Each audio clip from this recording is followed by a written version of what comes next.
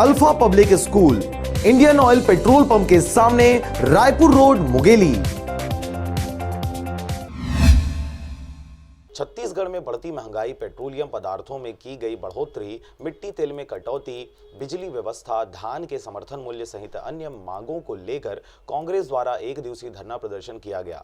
उनका कहना है कि केंद्र सरकार द्वारा छत्तीसगढ़ सरकार के साथ सौतेला व्यवहार किया जा रहा है। इसीलिए नाराज कांग्रेसियों ने कांग्रेस अध्यक्ष के आह्वान पर राजधानी रायपुर सहित पूरे प्रदेश में सभी जिलों में एक दिवसीय धरना प्रदर्शन कर विरोध जताया है और ज्ञापन भी सौंपा गया है। केंद्र सरकार लगातार छत्तीसगढ़ के साथ सौतेला व्यवहार कर रही है, छत्तीसगढ़ के साथ भेदभाव कर रही है। पहले मध्याह्न भोजन और दाल भात केंद्रों का चावल, पीडीएस चावल में कटौती की, उसके बाद केरोसिन में कटौती की, जबकि छत्तीसगढ़ में आज भी 40,000 घरों में बिजली नहीं पहुंची है। आज केरोसिन से दिया जलाते हैं, उसमें भी लगातार आज छत्तीसगढ़ के घरों में अंधेरा छाया हुआ है। आज धान का समर्थन मूल्य पहले 1750 था, अभी मात्र 65 रुपया बढ़ा है, जबकि हमारी सरकार, भूपेश बघेल जी की सरकार 2500 रुपया धान का समर्थन मूल्य दे रही है।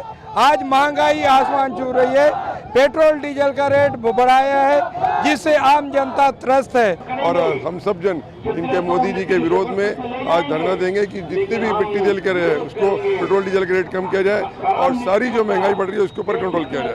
आप देखिए किस प्रकार से दादागिरी से यूपी में हमारी आदरणीय प्रियंका जी गांधी जी को रोक दिया गया है। जो मरीजों को देखने जा रही है, पेशेंट को देखने जा रही है, जिनके हुए उसको देखने जा रही है, उस प्रकार से जो दादागिरी यूपी में चल रही है, उसको जो वहाँ पर रेप हो रहे हैं उनको छोड़कर, गुंडागर्दी और उसको छोड़कर हमारी नेता प्रियंका गांधी को रोका जा रहा है। इसकी जितनी निंदा की जाए कम है। केंद्र सरकार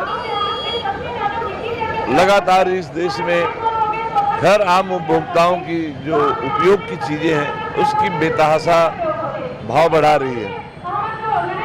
मिट्टी तेल का कोटा कम कर दिया गया, डीजल पेट्रोल के रेट मनमाने बढ़ा दिए, गैस सिलेंडर के दाम बढ़ा दिए गए,